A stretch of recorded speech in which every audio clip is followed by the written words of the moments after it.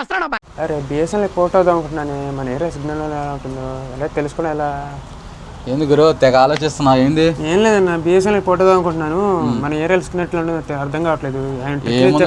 ఈ స్క్రీన్ మీద నేను చూపిస్తాను, దాంట్లో చూడు. దాంట్లో ఏంటంటే మన ఏరియాకి ప్రజెంట్ ఇప్పుడు బిఎస్ఎన్ఎల్ అనుకో, బిఎస్ఎన్ఎల్కి ఎంత వస్తుంది నెట్వర్క్ అంటే 4G వస్తుందా, 3G వస్తుందా, 2G వస్తుందో తెలుసుకోవచ్చు.